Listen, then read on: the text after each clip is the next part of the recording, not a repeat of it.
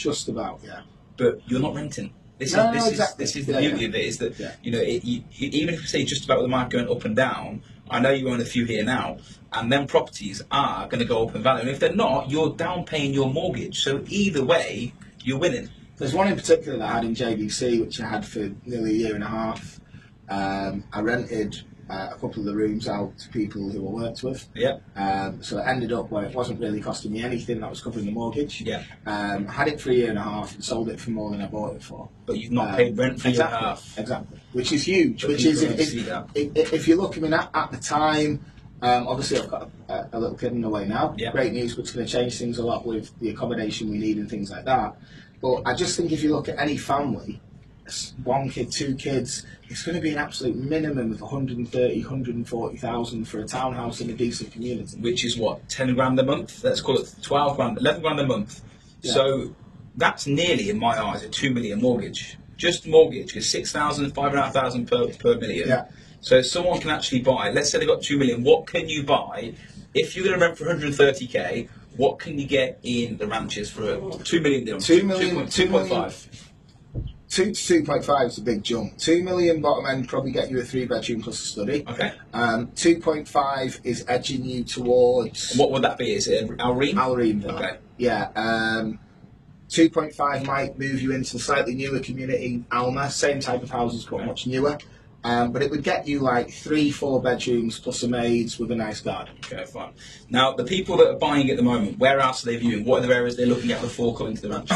I think gone are the days now, whereas, well, again, going back to when I first started, someone would ring up from an advert and if they didn't buy that house, they'd buy a similar one within that community. So I want Alream. If I don't get Alream, I'm going to buy that Alream. Look, I tell people to make sure they have a look round. So, for instance, if you're looking at the Arabian Ranches, down that road alone, you've got Sustainable City, Arabian Ranches 2, Moudon, Al Wahaf. You go a little bit further down, you've got Mira, Town Square. There's a lot to go at, really, isn't there? Yeah, and a little bit towards Mall of Emirates Liverpool, you've got Lantana. So I just think now, this is what I think sellers need to start to realise, is don't just look at when you're looking to sell, because I think it comes down to price at the moment. That's important.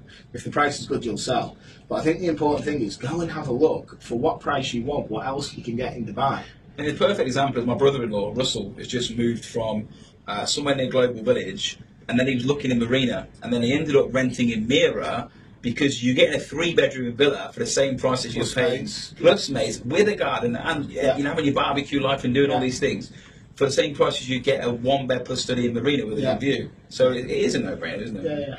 Okay, finally, last couple of questions I've got for you. Okay. First of all, tell me an interesting fact about you that no one else would know. I don't know about no one else, but maybe not over here, particularly judging by my weight. When I was younger, at college level, I represented my country at football, which I'm very proud of. Wales. England. Well, 20 minutes outside, so I'm in the northwest.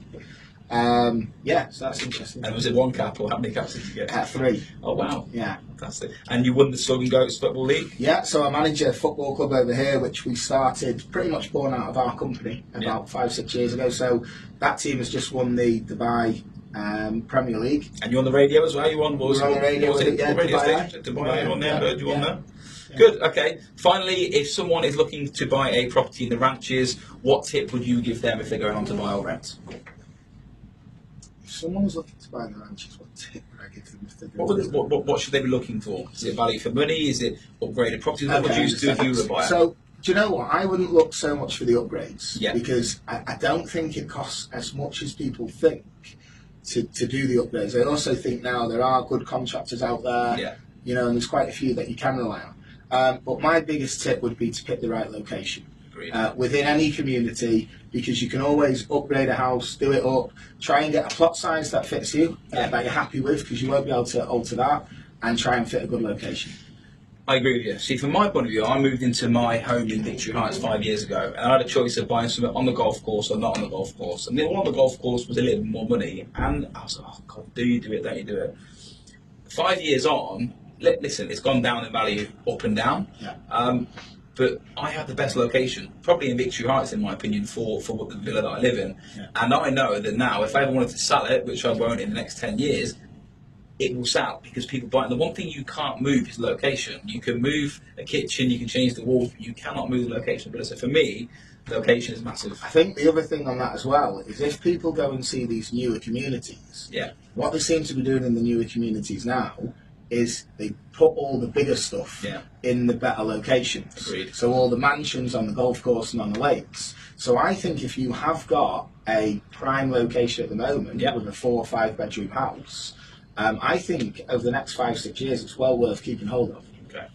Because if you have a look at all the communities handing over, I don't think there's a great deal of say, without it being the biggest property in the community. Like, for example, you can get 3 bedrooms in Savannah and Sahil on the golf course. I think gone are those days because they realise they can get people to pay more money for the premiums on the view. So they want to put it's like you look at a developer, they always put the 3 beds on a marina view or palm view on the front, and they put the weak units at the back. So the apartments got it straight away, but I think the villa areas are starting to tell on to that. Okay, that's our time. Rob, thank you very much. And thank you to everyone that has watched today. There are more videos coming from the podcast, Allsopp and Allsopp Real Talk. Keep in touch and subscribe with our podcast. Thank you. Thank you.